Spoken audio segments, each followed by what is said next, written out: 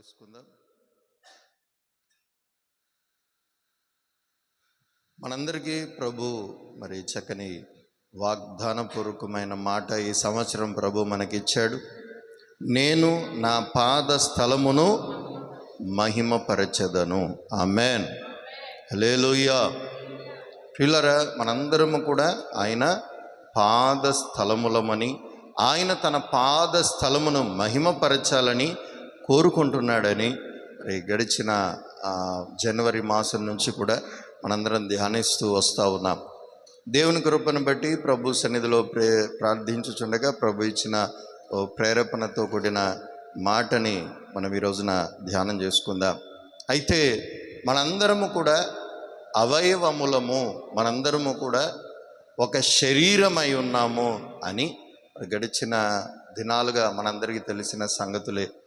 మరి శరీరమైనటువంటి మనందరము కూడా దేవుని మహిమను పొందుదుముగాక, దేవుడిచ్చు మహిమను అనుభవించుదుముగాక.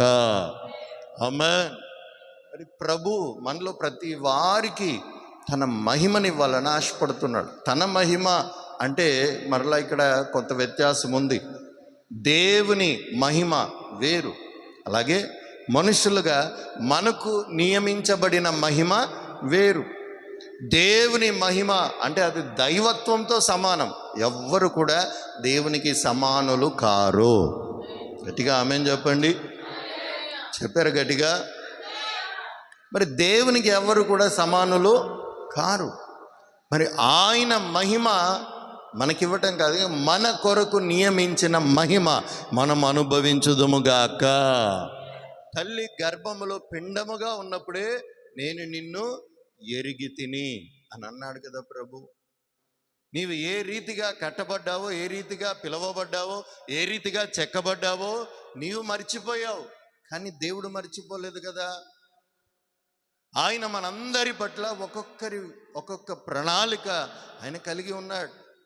అందరినీ అవయవములుగా ఆయన మార్చుకొనుచున్నాడు. ఒక్కొక్క అవయవమునకు ఒక్కొక్క పని ఉంటుంది. అదేవిధంగా క్రీస్తు అనబడుతున్న ఈ శరీరములో సంఘమైనటువంటి మనలో ప్రతి వారికి ఒక్కొక్క పరిచర్య అనుగ్రహించబడింది. అయితే దేవుని బిడలంగా మనందరము కూడా సజీవమైన అవయవముల వలె ఉందుముగాక.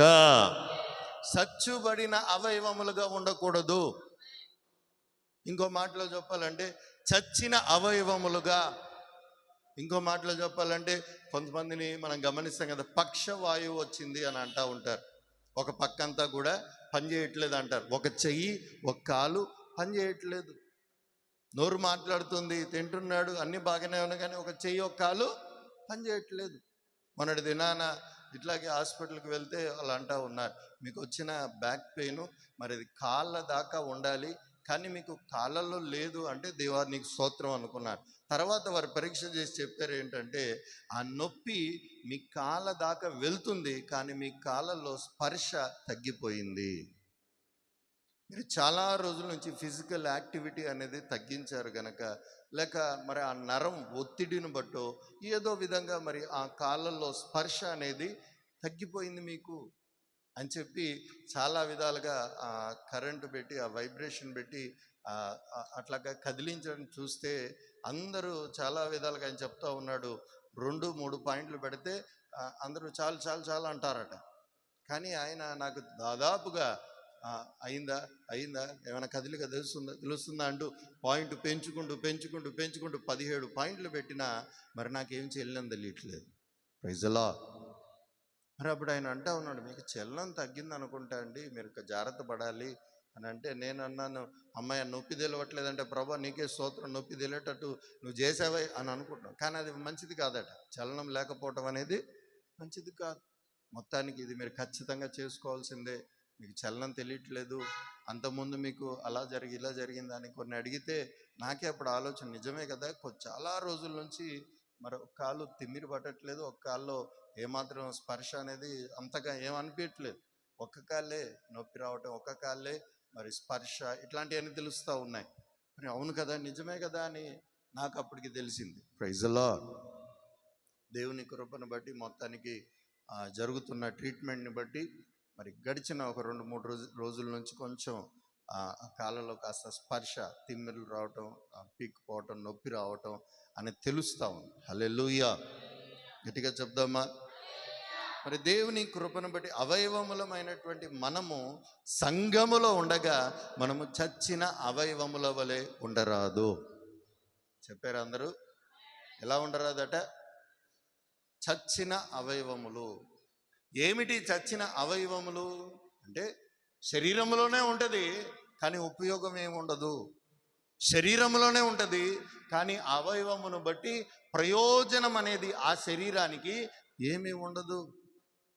దేవుని ప్రియులారా, మనలో ప్రతి వారము కూడా ప్రభు అంటాడు, సజీవమైన రాళ్ళ వలె ఉందుముగాక.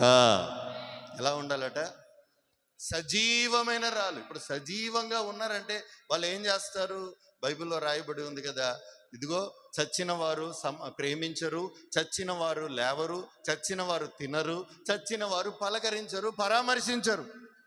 కానీ బ్రతికున్నవాడు ఏం చేయాలట? తినాలి, తాగాలి, పరామర్శించాలి, ఆదరణ పొందాలి, ఆదరణ కలగజేయాలి. ఇవన్నీ కూడా బ్రతికున్న వారి ద్వారా కలుగునుగాక.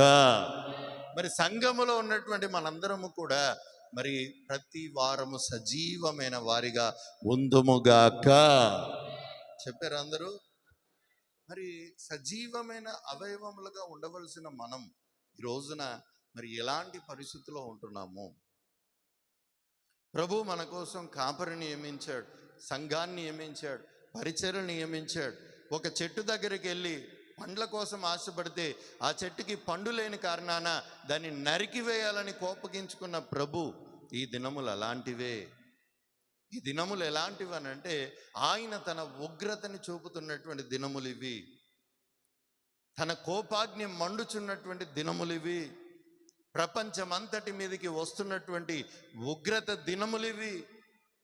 ఆయన రెండవ రాకడకి సూచనలుగా ఆయన చెప్పినవన్నీ జరుగుతాను. యుద్ధ సమాచారాలు కాదు, యుద్ధములే జరుగుతున్నాయి.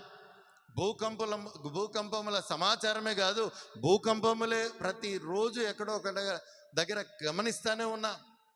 ప్రకృతి వైపరీత్యాలను మనం చూస్తూనే ఉన్నాం.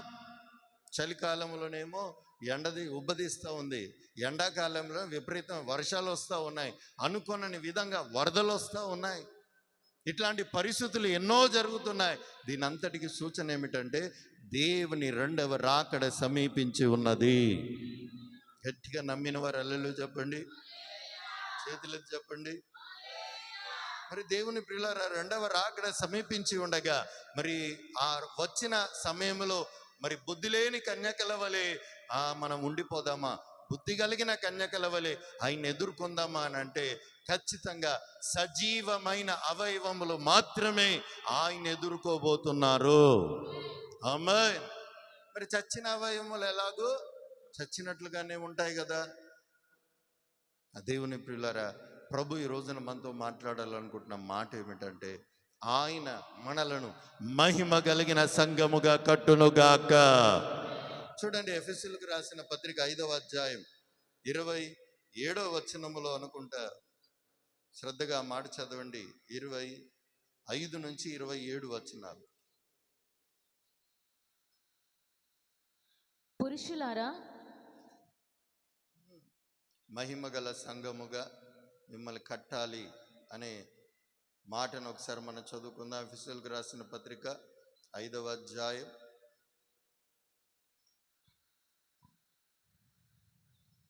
అటువలే పురుషులు కూడా తమ సొంత శరీరముల వలె తమ భార్యలను ప్రేమింపబద్దులై ఉన్నారు. తమ భార్యను ప్రేమించువాడు తన్ను ప్రేమించుకొనుచున్నాడు. తన శరీరమును ద్వేషించువాడెవడునూ లేడు గాని ప్రతి వాడును దానిని పోషించి సంరక్షించుకొనును. మనము క్రీస్తు శరీరమునకు అవయవములమై ఉన్నాము గనుక, క్రీస్తు శరీరమునకు అవయవములమై ఉన్నాము గనుక, అలాగే క్రీస్తు కూడా సంఘమును పోషించి సంరక్షించుచున్నాడు. ఈ హేతువు చేత పురుషుడు తన తండ్రిని తల్లిని. 27వ వాక్యంలో పరిశుద్ధమైనది గాను అటువలే క్రీస్తు క్రీస్తు కూడా కూడా సంఘమును ప్రేమించి అది కలంకమైనను ముడతైనను అట్టిది మరి ఏదైనను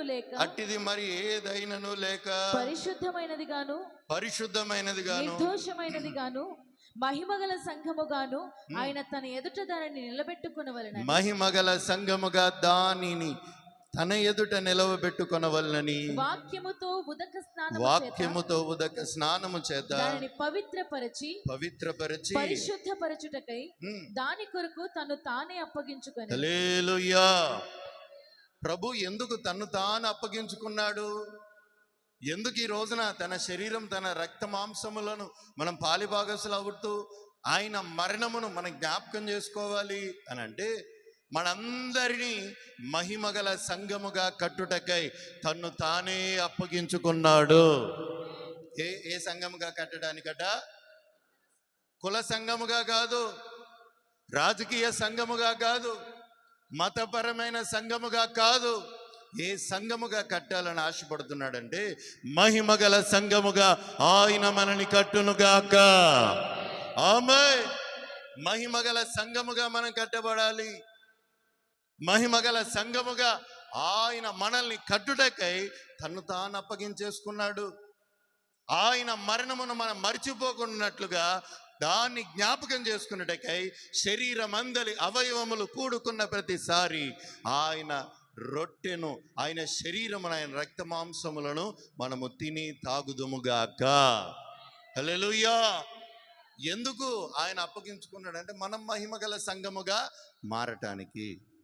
ఇప్పుడు ఏ సంఘముగా మనం ఉన్నాము అని అంటే ప్రభు అంటా ఉన్నాడు, చచ్చిన అవయవముల వలె, జీవము లేని అవయవముల వలె, ఏ మాత్రము కూడా చలనము లేని అవయవముల వలె. ఏంటయ్యా అలా అంటాం? మేము బాగానే ఉన్నాం, తింటున్నాం 3 పూటలు, బాగానే 4 పూటలు తిరుగుతున్నాం, బాగానే కష్టపడుతున్నాం, సంపాదిస్తున్నాం, అన్నీ చేస్తా ఉన్నాం అని అంటున్నాం. కానీ ఆత్మలో ఆత్మలో ఆత్మలో మనం ఎలా ఉన్నాము? గడిచిన రాత్రి శనివారం శుద్ధీకరణ ప్రార్థన కూడికలో కూడా మనం గమనించాం. యోబు సీయులనట పూర్తిగా నిర్మూలపరచని ప్రభు చెప్పినా వారు నిర్మూలపరచకుండా ఉంచుకున్నారట. ఏమైంది అని అంటే ఆ యోబు సీలను బట్టి యెరూషలేములోనే ఉంటున్నారు, కానీ ఏ మాత్రం కూడా క్రియలు లేకుండా వారు ఉంటున్నారు, దైవ కార్యాలు లేకుండా వారు ఉంటున్నారు. వారికి ఉన్న నామకరణం ఏంటంటే యెరూషలేము సంబంధులు, కానీ వారిలో ఏమి లేదంటే దేవుని ఆత్మ కార్యాలు లేవు. నిజలో సంఘ సభ్యులే పేరుకి, కానీ ఏమి లేదట వాళ్ళు ఆత్మ సంబంధమైన క్రియలు లేవు, దేవుని సంబంధమైన క్రియలు లేవు. ఆదివారం వెళ్ళామా, అంతకుముందు ఉన్న మనకు అలవాట్లు ఉన్నాయి కదా, ఆయా సంఘములు, ఆయా మందిరాలు, ఆయా చర్చిలు అనేకముగా చూసి తిరిగి అందులో పుట్టి పెరిగిన వారమే కదా. ఇంకా మరి మహిమగల సంఘముగా మనం మారకుండానట్లయితే, మనకి ఇంకా ఆ పాత రోత అలవాట్లు ఇంకా పోకుండానట్లయితే ప్రభు అంటాడు, నీలో నివసించుచున్నది దేవుని ఆత్మ కాదు, నీలో నివసించుచున్నది పాపము అని అంటాడు. గడిచిన రాత్రి మనం గమనించాం కదా. అంటే మనలో ఇంకా ఏమున్నది? పాపమున్న కారణాన సజీవంగా మనము లేము. ఎప్పుడైతే పాపము చచ్చిపోతుందో ఆత్మ జీవింపజేస్తుంది. హల్లెలూయా. ఏమిటా పాపం? పరిశుద్ధులు చేయు పాపం అని చెప్పి ఒక టైటిల్ పెట్టి దైవజనులు ఒక వర్తమానం చెప్తే దైవజనులు అడిగారట, అసలు పరిశుద్ధులేంటి, పరిశుద్ధుల పాపాలేంటి మరలా అని అడిగారట. పరిశుద్ధుల పాపాలేంటి తెలుసా? ప్రార్థన చేయాలి అని తెలిసినా ప్రార్థన చేయకపోవటం, ఉపవాసం ఉండాలి అని తెలిసినా ఉపవాసం ఉండకపోవటం, వాక్యం చదవాలి అని తెలిసినా వాక్యం చదవకపోవటం, గుప్పులు విప్పాలి అని తెలిసినా విప్పకపోవటం, అన్నీ చేయాలని తెలిసినా ఏది చేయకపోవటమే పాపము. Praise the Lord. మేలు చెయ్య గోరి నీవు మేలు చేయుట నీకు చేతనైనప్పుడు దాన్ని చేయుటకు నీవు వెనుకకు తీసిన యెడల అది దేవుని దృష్టిలో పాపమే. Praise the Lord. ఇక మరి నీకు తెలియదంటే ఏముంది? ప్రార్థన చేయాలని తెలుసు, పరిశుద్ధంగా ఉండాలని తెలుసు, వాక్యం చదవాలని తెలుసు, అన్నీ తెలుసు, కానీ ఏది చేయట్లేదు.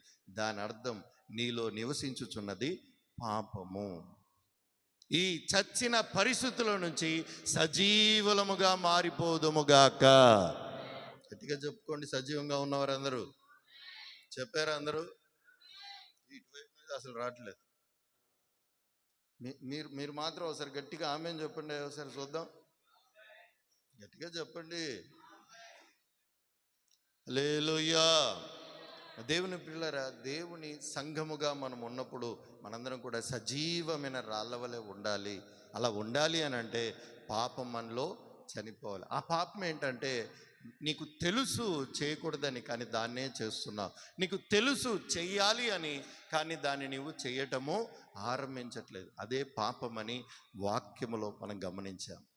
పిల్లరైతే దేవుని వాక్యం చెబుతా ఉంది, నీవు గనక సజీవమైన ఆత్మగా మారినట్లయితే, సజీవమైనటువంటి అవయవముగా నీవు మారినట్లయితే, ఆయన నీ కొరకు నియమించిన మహిమ నీకు అనుగ్రహించునుగాక. గట్టిగా చెప్దామా? ఏమిటా మహిమ? రోమీయులకు రాసిన పత్రికల్లో రాయబడి ఉంది. చదువుకుందాం ఆ మాటని. 3వ అధ్యాయం 23వ వాక్యాన్ని చదువుదాం. రోమీయులకు రాసిన పత్రిక 3వ అధ్యాయం 23వ వాక్యం. ఏ భేదము లేదు, ఏ భేదము లేదు, అందరూ పాపము చేసి అందరూ పాపము చేసి దేవుడు అనుగ్రహించు మహిమను దేవుడు అనుగ్రహించు మహిమను పొందలేకపోతున్నారు. కాబట్టి నమ్మువారు ఆయన కృపచేతనే క్రీస్తు యేసునందు విమోచన ద్వారా ఉచితముగా నీతిమంతులని తీర్చబడుచున్నారు. హల్లెలూయా. ఏ భేదము లేదు. ఎందుకు మహిమను పొందలేకపోతున్నారంటే పాపము వలన.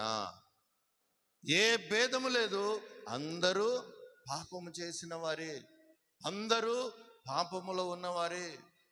ఈ మాట ప్రకటిస్తూ ఉంటే చాలామంది బయట తెలియని వారు కొంతమంది అంటూ ఉంటారు, అయ్యో మనం పాపాత్ములం కాదయ్యా, అయ్యో మనం పుణ్యాత్ములమయ్యా, మనం పుణ్యం చేసుకున్నామయ్యా, మనము ఎవరికైనా దానం చేస్తే పుణ్యం చేసినట్టే, ఎవరికైనా అన్నం పెడితే పుణ్యం చేసినట్టే, ఎవరికైనా మాట సహాయం చేస్తే పుణ్యం చేసినట్టే అని చెప్పి ఇలాగా అనేక విధాలుగా వారిని వారు భ్రమపరుచుకుంటూ ఉన్నారు. కానీ వాక్యం చెబుతూ ఉంది, ఏ భేదము లేదు, అందరూ పాపులే, అందరూ పాపం చేసిన వారే. మనిషి జన్మ అంటేనే పాపము. మరి ఇట్టి పాపము నుంచి విడుదల పొందాలి అని అంటే అది కేవలం యేసు రక్తము వలన మాత్రమే సాధ్యము. హల్లెలూయా. ఆ రక్తం వలన విమోచన ఎలా ఇచ్చాడు ప్రభు అంటే, నీ దశంభాగానికి ఆశించో, నీ కానుకలకు ఆశించో, లేవనాక నువ్వు తెచ్చే వేరే వేరే అర్పణలకు ఆశించో, ఆయన నీకు ఈ విమోచన ఇవ్వట్లేదు. ఆయన ఉచితముగా ఆయన మనకు విమోచన ఇచ్చి ఉన్నాడు. గట్టిగా చప్పట్లు కొట్టి ప్రభుని కనపరుద్దామా? హల్లెలూయా. ఆయన ఉచితముగా మనందరికీ విమోచన ఇచ్చాడు. ఉచితముగా ఆయన మనకి విమోచన ఇచ్చి ఉండగా మరి నిన్ను కోరుకుంటుంది ఏమంటే, నీవేదో తేవాలి, నీవేదో ఇవ్వాలి అని కోరుకునే దానికంటే నిన్నే ప్రభు ఒక అర్పణగా కోరుకుంటున్నాడు. Praise the Lord. నిన్ను నీవే దేవునికి ఒక సమర్పణగా, నేను పాపమునకి ఇక జీవం కలిగిన వాడిని కాదు, నేను పాపమునకు మృతుడను, దేవుని ఆత్మకు సజీవుడను అన్నట్లుగా నీవు బ్రతకాలని ప్రభు కోరుకుంటున్నాడు. దేవుని ప్రజలారా, మహిమ గల సంఘముగా మనం మారాలి అనంటే పాపం అనేది మనలో నుంచి తొలగిపోవునుగాక. పరిశుద్ధులు మేము బాప్తిజం పొందా, మేమేం పాపాలు చేస్తాలంటే, మీకు చెయ్యాలని తెలిసిన ఏదైతే చేయకుండా ఉంటున్నారో అదే పాపం. సేవకులను పలకరించాలని తెలుసు కానీ పలకరించరు. సేవకుల అవసరాల్లో ముందు ఉండాలని తెలుసు కానీ ముందుండరు. లేకపోతే ఉపవాసం ఉండాలని తెలుసు కానీ ఉపవాసం ఉండరు. ప్రార్థన చేయాలని తెలుసు, చెయ్యరు. పరిచర్య చేయాలని తెలుసు కానీ చేయరు. ఇట్లాంటి ఆత్మ సంబంధమైన విషయాలన్నీ మీకు తెలుసు కానీ మీరు చెయ్యట్లేదు. బాప్తిజం తీసుకోవాలని తెలుసు, తీసుకోరు, అది కూడా పాపమే. పరిశుద్ధాత్మని పొందాలని తెలుసు, మీకు దప్పికుంది కానీ దాని గురించిన ఆ ప్రయత్నములు మీరు చేయట్లేదు, అది కూడా పాపమే. ఈ పాపముల వలన మీరు దేవుడు అనుగ్రహించు మహిమను అనుభవించలేకపోతున్నారు. దేవుడు ఈ రోజున మనతో మాట్లాడుతూ ఉన్నాడు, మీరు దేవుని మహిమను అనుభవించుదురుగాక. దేవుని మహిమ అంటే మరలా దేవుని మహిమ అని కాదు, దైవ మహిమ అని కాదు, దేవుడు మనకు అనుగ్రహించే మహిమ. ఆయన మహిమని ఎవ్వరికి ఈడట. యెషయా గ్రంథంలో రాయబడి ఉంటుంది. యెషయా గ్రంథం 42వ అధ్యాయంలో అనుకుంటా, ఆ మాటను ఒకసారి గమనించండి. యెషయా గ్రంథం 42వ అధ్యాయం 8వ వాక్యం. తన సేవకుల గురించి, నేనే, ఇది నా నామము, మరి ఎవరికి నా మహిమను నేను ఇచ్చువాడను కాదు. మరి ఎవరికి నా మహిమను నేను ఇచ్చువాడను కాదు. నాకు రావలసిన స్తోత్రమును విగ్రహములకు చెందనివ్వను. హల్లెలూయా. ఆయన మహిమను ఆయన ఎవ్వరికి కూడా ఇచ్చేవాడు కాదు. అయితే మనందరి కోసం ఒక మహిమ నియమించాడు ఆయన. మనందరి బ్రతుకుల విషయమై, మనందరి జీవితాల విషయమై ఆయన ఒక ప్రణాళిక కలిగి ఉన్నాడు. మనందరినీ ఆ స్థితికి ప్రభు నడిపించాలని ఆశపడుతున్నాడు. అయితే ఆయన మహిమ అంటే ఆయన మహిమను ఇవ్వటం కాదు, మనందరి కోసం నియమించిన మహిమ ప్రభు మనకు అనుగ్రహించునుగాక. ఆమేన్. మరి ఆ మహిమను ఎలా పొందుతాం? త్వరగా ఒక 2-3 మాటలు చదువుకొని మరి దాన్ని బట్టి ప్రభు సన్నిధిలో ఆ మహిమను ఎలా అనుభవించాలో ధ్యానం చేసుకొని ఆ మహిమను మనం అనుభవించుదుముగాక. ఇదే ఎఫెసీయులకు రాసిన పత్రిక 5వ అధ్యాయం 27వ వచనంలో రాయబడి ఉంటుంది. ఎలాగ దేవుని మహిమ మనకు అనుగ్రహించబడుతుంది? 27, అటువలే క్రీస్తు కూడా సంఘమును ప్రేమించి అది కలంకమైనను ముడత అయినను అట్టిది మరేదైనను లేక పరిశుద్ధమైనది గాను నిర్దోషమైనది గాను మహిమగల సంఘముగాను ఆయన తన ఎదుట దాన్ని నిలబెట్టుకొనవలెనని వాక్యముతో ఉదక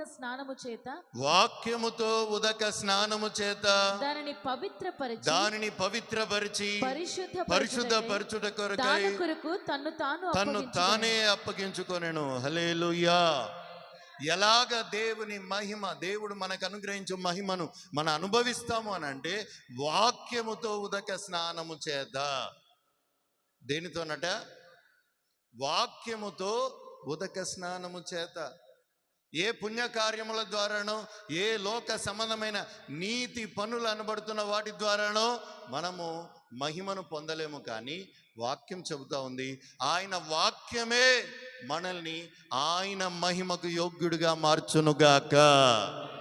ఏమిటా వాక్యం అనంటే, ఏమిటా వాక్య స్నానం అనంటే, శరీరముగా కూడుకున్న ప్రతిసారి ప్రభు మనకు అనుగ్రహించే ఉపదేశం ఎప్పుడైతే మనం విని ఆ ఉపదేశ ప్రకారం చేయడం మొదలు పెడతామో అదే వాక్య ఉదక స్నానము. ఇజలా మందిరానికి వచ్చినప్పుడల్లా ఏం మాట్లాడతాడు ప్రభు అని అంటే, ఓ అది చేయండి, ఉగ్రులుగా మారిపోండి, కోపం తెచ్చుకోండి, ఇలాంటివన్నీ చెప్తాడా? మనది కాదు అన్నవాడు కత్తి తీసి నరికి ఇలాంటివన్నీ చెప్తాడా? లేదు.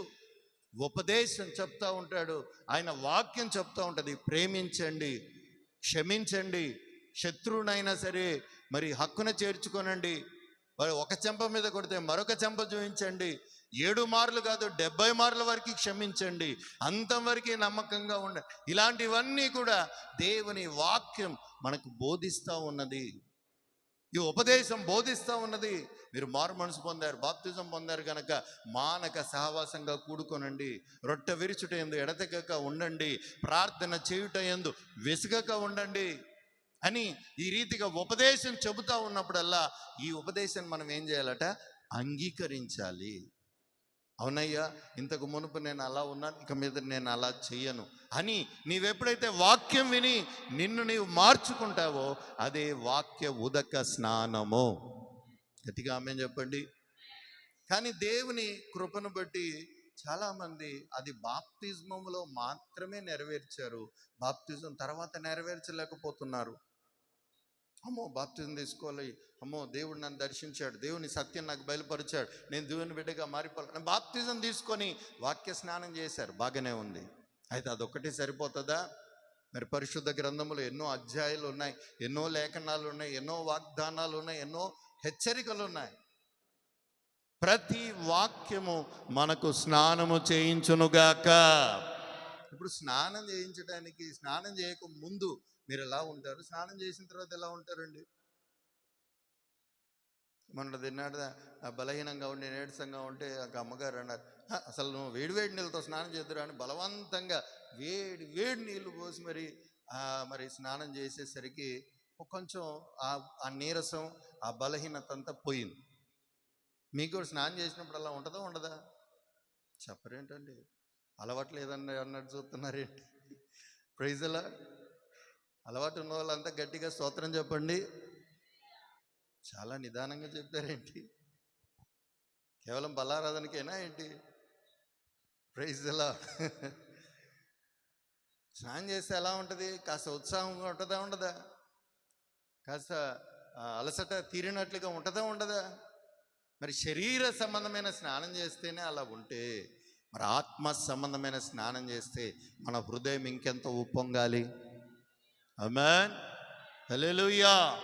యోబు అంటాడు కదా, నీ భక్తి నీకు ధైర్యం పుట్టించటలేదా అని యోబుని అన్నప్పుడు, యోబు ధైర్యముగా యెహోవా ఇచ్చాడు, యెహోవా తీసుకున్నాడు అని ఎలా చెప్పగలిగాడనంటే, వాక్యముతో ఉదక స్నానము చేస్తున్నాడు గనుక. ఏది జరిగినను నా మేలు కొరకే అని నమ్ముతున్నాడు గనుక. ప్రైజలో అదే విధంగా నీవు కూడా నీ జీవితంలో వాక్యమనే ఉదక స్నానం చేస్తూ ఉన్నట్లయితే నీవు కూడా ఉత్సాహముగా ప్రభువులో కొనసాగుదువుగాక. ఉదక స్నానములో నీవు కొనసాగుతూ ఉండాలి. అమ్మో, ఈరోజు ప్రభు ఈ వాక్యం నాకు ఇచ్చాడు, ఈ వాక్యం ద్వారా నాతో మాట్లాడుతున్నాడు. గడిచిన ఆదివారం కూడా మనం గమనించాం కదా, మొదటిగా ప్రభుని నమ్మాలి, రెండవదిగా ప్రవచనములను నమ్మాలి, ఉపదేశమును నమ్మాలి. ప్రభు దగ్గరికి వచ్చేటప్పుడు ప్రభు నాతో మాట్లాడాయి అని ప్రార్థన చేసుకుంటావు. కనీసం వాక్యం చెప్పేటప్పుడైనా ప్రభు నాతో మాట్లాడు అని ప్రార్థన చేసుకుంటావు. వాక్యం ప్రకటిస్తున్నప్పుడేమో ఇది నాకు కాదులే అన్నట్లుగా ఉంటాం. ఇజలా మరి ఎలాగా వాక్యము చేత ఎలాగనో స్నానం చేయబడతావు? ఈ మధ్యకాలంలో చలి ఎక్కువైపోయినప్పుడు కొన్ని వీడియోలు వైరల్ అవుతూ ఉన్నాయి. వాడెవడో స్నానం చేయడానికి చలికి తట్టుకోలేకట ఓ చెంబు నీళ్ళు తీసి ఇట్ట అంటున్నాడు, కానీ వాడి మీద పోసుకోవట్లేదు, పక్కన పోసుకుంటున్నాడు. ఇటు పోసుకుంటున్నాడు కానీ ఇటు పోసుకుంటున్నాడు, వెనక పోసుకుంటున్నాడు.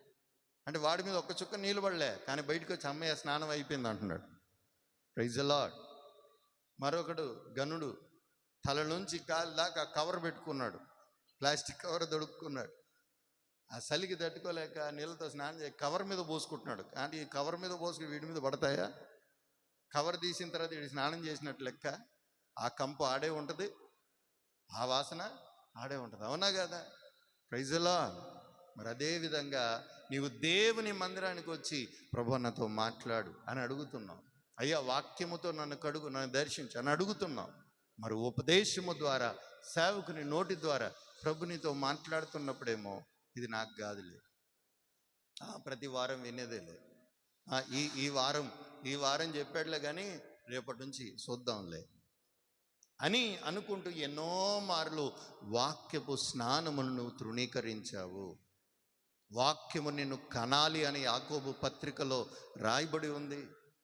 వాక్యము నిన్ను కండమంటే నువ్వు వినగానే ఆ విన్న వాక్య ప్రకారం చేయటమే, అదే నీకు ఉదక స్నానము. Praise the Lord. మరి ఇట్టి ఉదక స్నానములో మనం ఎప్పుడైతే కొనసాగుతూ ఉంటామో ప్రభు అంటున్నాడు, అప్పుడు మనందరము కూడా మహిమగల సంఘముగా మార్చబడుదుముగాక. ఆమేన్. మరి ప్రతి వారం మీకు బోధిస్తున్నట్లుగానే నేను కూడా ప్రతి వారం దైవజనులు వర్తమానం కోసం ఎదురు చూస్తూ ఉంటాను. ప్రభు నాతో మాట్లాడు. ప్రైజ్ ది లార్డ్, హల్లెలూయా. అలాగే దేవుని దగ్గర కూడా కనిపెట్టుకొని ప్రార్థన చేసుకుంటా ఉంటాను, ప్రభు నాతో మాట్లాడు. వాక్యం చదివేటప్పుడైనా, దర్శనములైన కళల ద్వారానే నాతో మాట్లాడు, నీ ప్రత్యక్షతనివ్వండి, నీ అనుభవాలు మాకు ఇవ్వండి అని అడుగుతూ ఉంటాం. మాట్లాడినప్పుడు వినలేదనుకోండి, అప్పుడు మాట్లాడడానికి ఇష్టపడతాడా ప్రభు? Praise the Lord. ఎంత చెప్పినా వీడికి వినట్లే, వీడికి ఎంత చెప్పినా వినట్లే. సౌలుకి అదే కదా జరిగింది. ఎన్నోసార్లు ఆయనతో మాట్లాడి నడిపించి గాడిదలు కాసుకునేవాడిని సింహాసనం ఎక్కిస్తే ఇప్పుడు మరలా చివరికి ఎక్కడ పోయాడు? కర్ణ పిశాచుల దగ్గర పోయాడు. ఎందుకయ్యా కర్ణ పిశాచుల దగ్గర పోయావంటే, ప్రభు నాతో మాట్లాడట్లేదు. ఆయన ఎందుకు మాట్లాడ్డయ్యా? చాలాసార్లు మాట్లాడాడు, నువ్వు వినలేదు, అంతే, నువ్వు పట్టించుకోలేదు, నువ్వు లెక్క చేయలేదు, అందుకని ఆయన స్వరము నీకు దూరం అయిపోయింది. ఆయన ప్రత్యక్షత నీకు దూరం అయిపోయింది. దేవుని ప్రజలారా, మన దేవుని స్వరమును వినగానే, ఆయన ఉపదేశం వినగానే ఆ ఉదక స్నానములో మనము ఒప్పుకొని అంగీకరించుదుముగాక. ఆమేన్, హల్లెలూయా. ఉదక స్నానం అనగా వాక్యమును విని ఆ వాక్య ప్రకారము చేయటమే. ఈ వారం ప్రభు మనల్ని ఒక మహిమగల సంఘముగా పిలిచాడంటే మనల్ని మనము మహిమగల సంఘముగా కట్టుకోవటమే. ఇన్ని రోజుల నుంచి ఉన్న భక్తి కాదు, ఇక నేను మహిమను అనుభవించాలి అని తృష్ణ మనలో కలగాలి. ఆ భయము, ఆ భక్తి మనలో కనబడాలి, ఆ మార్పు మనలో కనబడాలి. అదే వాక్య ఉదక స్నానం. ఇంకా ఎన్ని రోజులు బాప్తిజం పొందాం సరిపోయిందిలే అన్నట్లుగా ఉంటాం.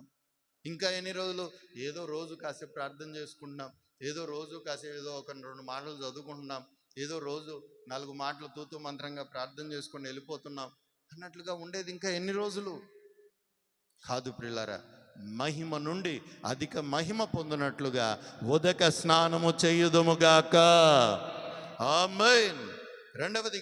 రెండవ దినవృత్తాంతముల గ్రంథములో 5వ అధ్యాయం 13-14 వచనాలను చదువుకుందాం.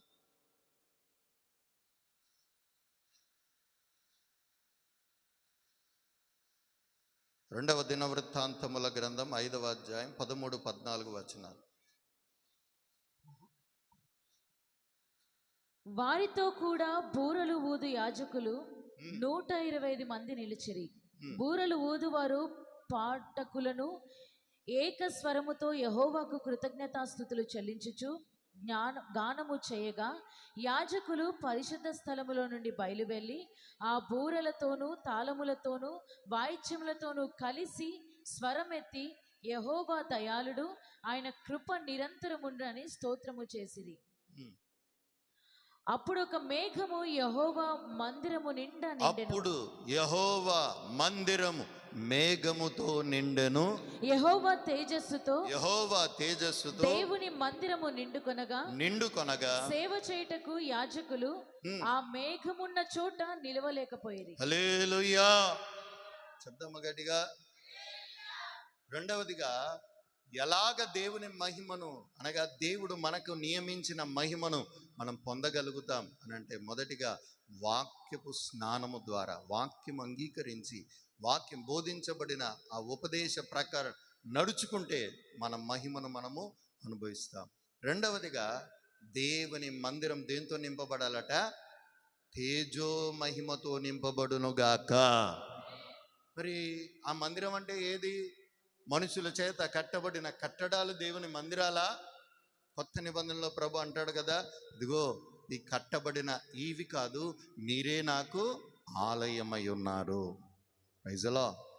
మనం ఏమై ఉన్నామంటే దేవునికి ఆలయమై ఉన్నాం. ఇప్పుడు ఈ ఆలయం దేనితో నింపబడాలంటే తేజో మహిమతో నింపబడునుగాక. చెప్పారా అందరూ? గట్టిగా చెప్దామా? హల్లెలూయా. ఇప్పుడు దేవుని మహిమతో మనము నింపబడుదుముగాక.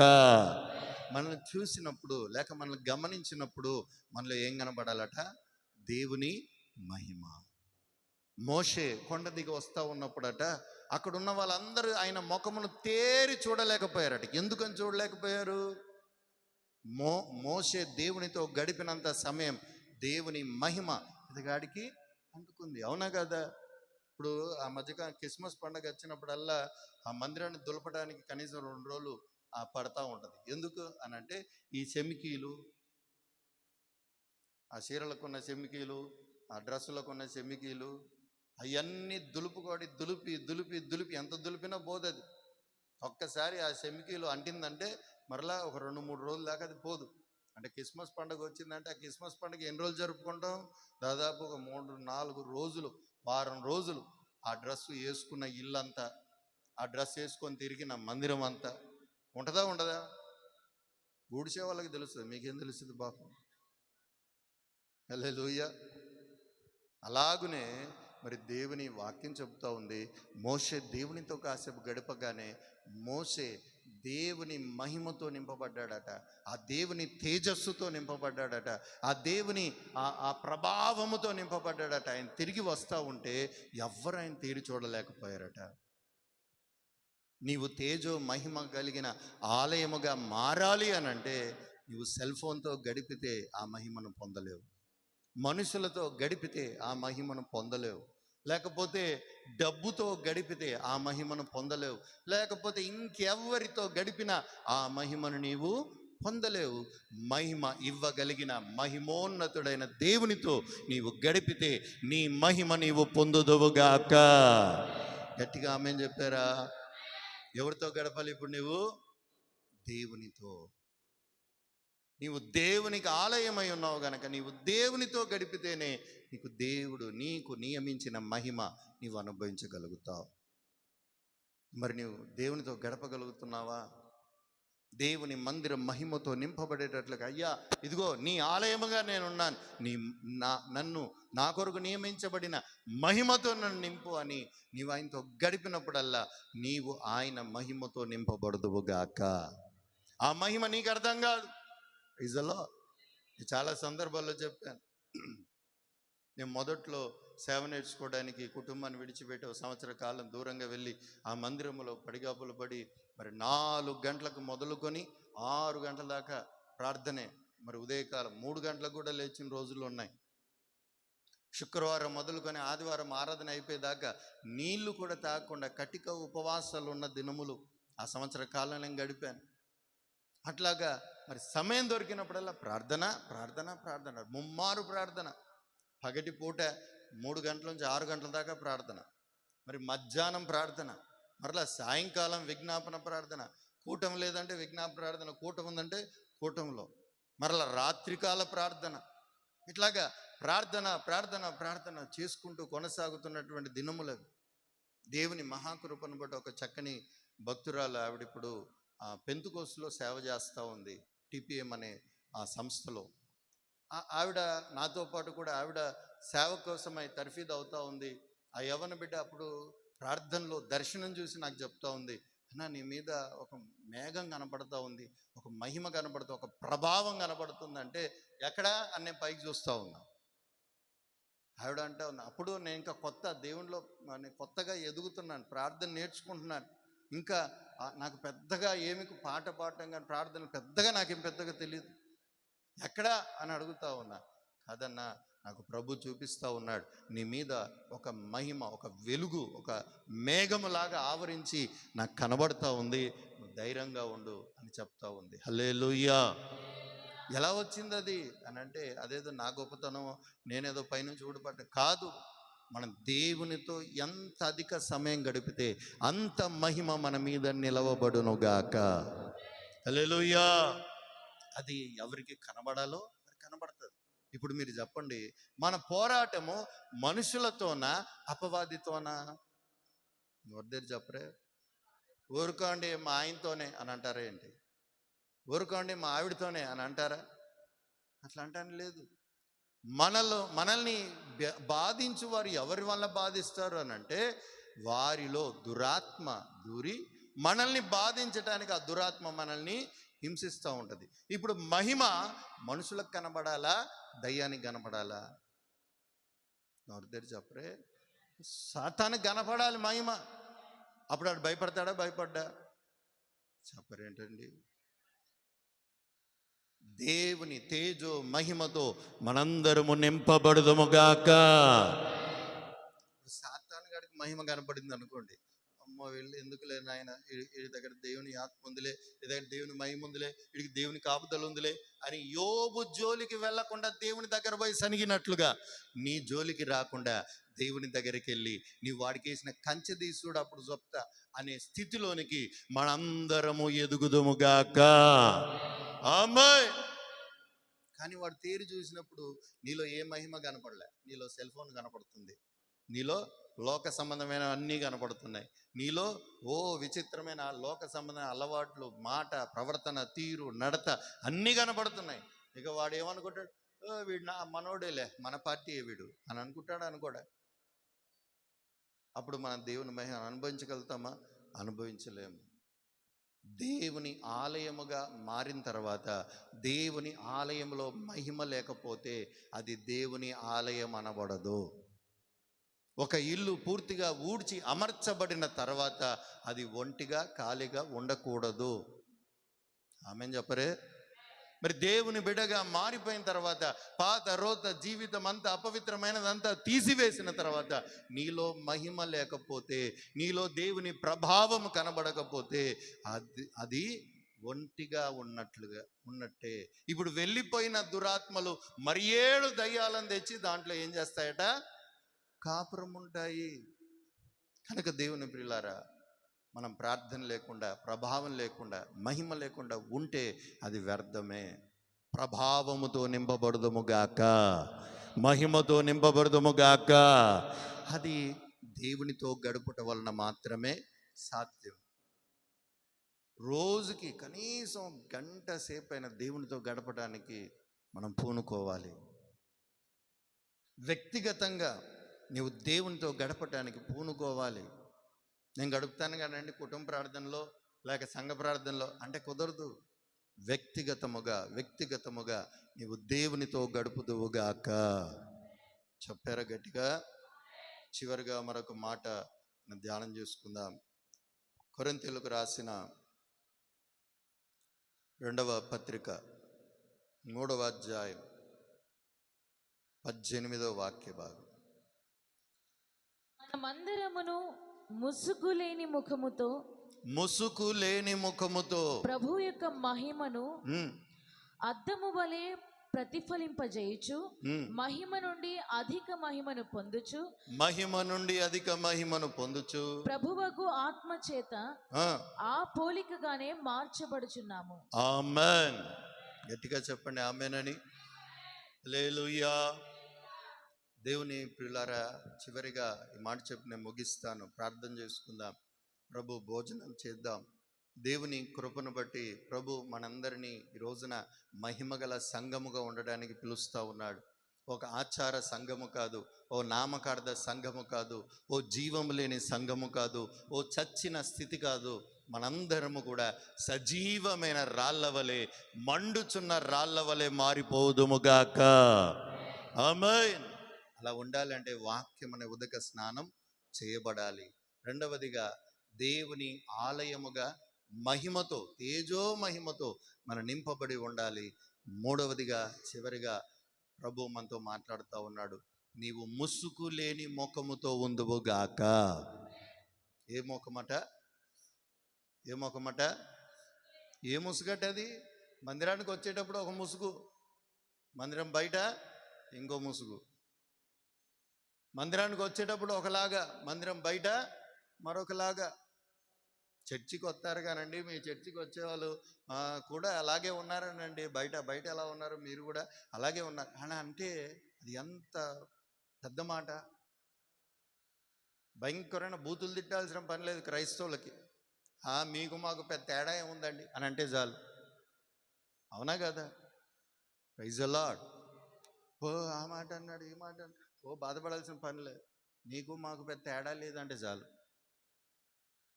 ముసుగు లేని ముఖముతో దేవుని పోలికగా మారిపోవుదుముగాక. ఆమేన్. అది ఎలా మారుతామనంటే దేవుని ఆత్మ ద్వారానే, ఆ పరిశుద్ధాత్మ అభిషేకము ద్వారానే. ఈరోజున దేవుని బిడ్డలంగా ఉన్నాము, కానీ అనేక మందికి ఇంకా పరిశుద్ధాత్మను నేను పొందాలి, పరిశుద్ధాత్మలో నేను నింపబడాలి, పరిశుద్ధాత్మలో నేను సైతం భాషలు మాట్లాడాలి, ప్రవచనములు పలకాలి, దర్శనములు చూడాలి, కలల్లో నేను దేవుని చిత్తం తెలుసుకోవాలి అనే దప్పిక ఇంకా దేవుని బిడ్డలకు అనేకులకు లేకపోవుట చాలా విచారకరం. లోకమంతా అంతమునకు సమీపిస్తున్నది, రాకడ త్వరపడుతున్నది, భయంకరమైన పరిస్థితులు జరుగుతున్నాయి. ఇంకా సంఘమనబడుతున్నవాడు ఆత్మతో నింపబడట్లేదు. ఎంత విచారకరమైన పరిస్థితి. అక్కడ రాయబడి ఉంది, నీవు దేవుని మహిమను అనుభవించాలంటే దేవుని ఆత్మతో నింపబడాల్సిందే. ముసుగు లేని ముఖముతో నీవు దేవుని ఆరాధించవలసిందే.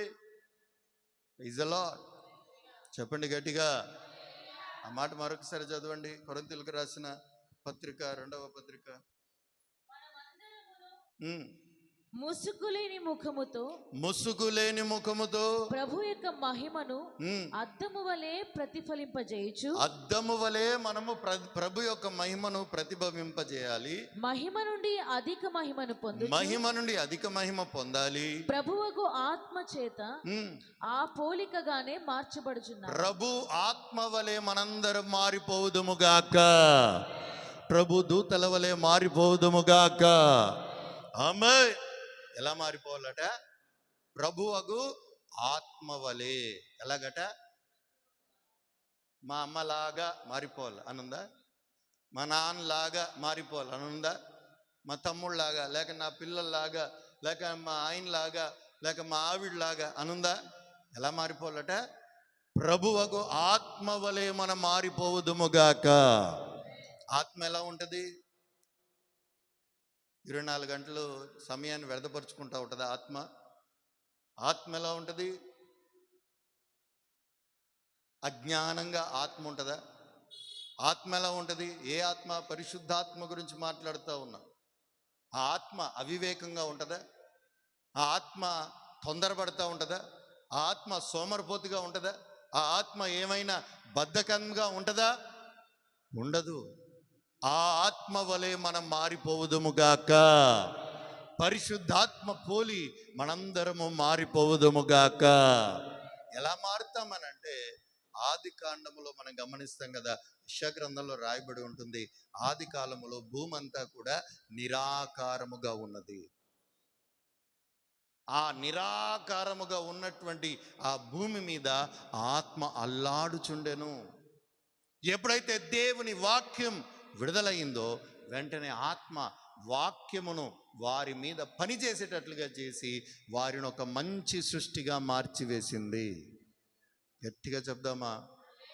అలాగునే నీ మీద ఆత్మ ఉంటే, నీవు ఆత్మని పొందితే, నీవు చెయ్యలేనిది, నీవు సాధించలేనిది, నీవు ఏదైతే ఆత్మలో అబ్బా బాగా ప్రార్థన చేయాలనుకుంటున్నా కానీ నా వల్ల కావట్లేదు, పరిశుద్ధంగా జీవించాలని నా వల్ల కావట్లేదు, అలాగే నేను బూతులు మాట్లాడద్దు అనుకుంటున్నా కానీ నా వల్ల కావట్లేదు, తాగకూడదు తినకూడదు అని అనుకుంటున్నా కానీ నా వల్ల కావట్లేదు అని నీవు ఏదేదైతే దేవుని విషయమై చేయలేకపోతున్నావో ఆత్మ కొరకు కనిపెట్టు. ఆ ఆత్మని పొందితే ఆ ఆత్మయే నిన్ను తన పోలికగా మార్చునుగాక. ఆమేన్. ఎన్నోసార్లు నా వ్యక్తిగత సాక్ష్యం చెప్పాను కదా, మందు లేకుండా, మాదక ద్రవ్యాలు లేకుండా ఉండలేకపోయేవాడిని, వణుకుడు వచ్చేసేది. కానీ ఎప్పుడైతే దేవుని సన్నిధికి వెళ్ళి ఆ ఆత్మతో నింపబడ్డానో అది మొదలుకొని ఆ వ్యసనాల జోలికి వెళ్ళకుండా ఆ వ్యసనాలను జయించేటట్లుగా ప్రభు నాకు శక్తినిచ్చాడు. హల్లెలూయా. చెప్పండి గట్టిగా. అలాగే నీవు కూడా, అయ్యా నేను బాగా ప్రార్థన చేయలేకపోతున్నా, నేను వేకుజాం లేకపోతే ఏదో నీవు ఆత్మ సంబంధమైన దాంట్లో నీకు వెళ్ళాలని దేవుడు ప్రేరేపిస్తున్నాడు కానీ నీవు ముందుకు వెళ్ళలేకపోతున్నావు. అదే పాపం అని గడిచిన రాత్రి మనం ధ్యానం చేశాం. ఈరోజు ప్రభు మరలా మనతో మాట్లాడుతూ ఉన్నాడు. నీవు దైవిక ఆత్మని పొందితే నువ్వు తప్పక ఏది చెయ్యాలని ప్రభు నిన్ను ప్రేరేపిస్తూ ఉన్నాడో దాన్ని నీవు చేసి ముగించుదువుగాక. ఆమేన్.